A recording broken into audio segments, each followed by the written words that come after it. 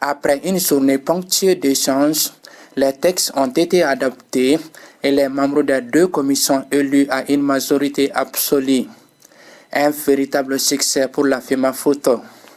Cette assemblée nous a permis de voter les états financiers consolidés, le budget, le rapport d'activité et aussi le budget de la nouvelle saison 2025-2026 et de permettre de mettre en place la nouvelle commission électorale pour un mandat de 4 ans, c'est-à-dire les deux chambres, en première instance et en appel. Les recommandations et remarques ainsi formulées seront prises en compte. Tout ce qui dénote l'intérêt que vous attachez au développement de notre football. Cet appel annonce une nouvelle saison prometteuse pour les acteurs du ballon rond. Pour ces dirigeants sportifs, la rencontre a permis une fois de plus de souder les acteurs. Ce fut une belle journée d'expérience. Pour nous qui sommes venus de loin, Tombouctou par exemple, ce fut une journée d'échange, d'apprentissage, de formation et surtout de contact, de prise de contact. Nous avons noué beaucoup de contacts et nous avons appris beaucoup de choses. Et si il a été facile de terminer cette assemblée générale en une journée, c'est parce que les gens ont soufflé dans la même trompette. On a regardé dans l'intérêt du football malien et nous avons fait en sorte d'avancer les pions pour que le football puisse sortir grand. Cette rencontre intervient où le Mali brille sur la scène internationale, d'où la satisfaction des autorités. Cette 52e Assemblée générale ordinaire s'ouvre sur des notes de satisfaction et d'espoir pour notre football, avec les qualifications des U17 garçons à la Coupe du Monde de leur catégorie, des aigles à la CAN Maroc 2025, les qualifications des clubs du stade malien de Bamako à la Ligue des champions africaine, du Joliba AC à la Confédération africaine de football et les dames de l'ISFAS à la Ligue des champions africaines féminines de football.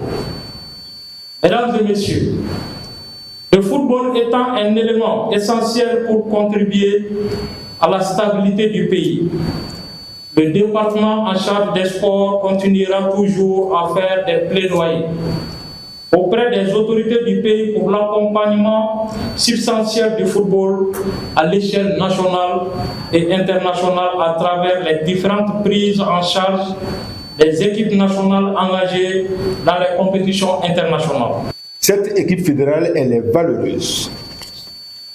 Elle est valeureuse parce que tout simplement, elle a pu maintenir le bateau football malien en situation de flottaison, malgré les gros vents, malgré les gros temps. Ce n'était pas évident pour tout ce que vous savez, pour tout ce que nous savons. Ce n'était pas évident.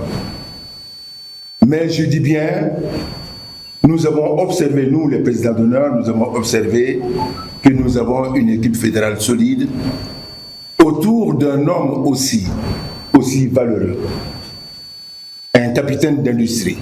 Vous nous avez envoyé vos documents. C'est bien volumineux, beaucoup de documents. Volumineux, bien fait, joli. Alors nous, les présidents d'honneur, ce ne sont pas des spectateurs. Les présidents d'honneur sont également une part intégrante du football. C'est pour cette raison, nous nous donnons également le droit d'avoir notre petite opinion. Nous nous donnons le droit d'avoir notre petite opinion. Alors nous avons constaté que vous avez convoqué l'Assemblée générale. La convocation de l'Assemblée générale signifie que vous avez respecté le principe de la redevabilité. Ce Le principe de la redevabilité, c'est quoi? Nous sigilen filɛ olu de ka bonya d'aw kan k'aw bila baara la n'a ye baara kɛ ka se yɔrɔ dɔ la a bɛ tila ka segin ka na ka na bonya segin u ma k'a f'u ɲɛna a y'an bila baara mun na an sera ka mun k'a la o ye nin ye. C'est ça le grand principe. Ko bonya bɛ mande bonya ma segin bɛ mande a y'u bonya maintenant bi u fana bɛna bonya segin aw ma. Tout ça là, tout ce que vous avez fait là, ça c'est la manifestation de la bonne gouvernance.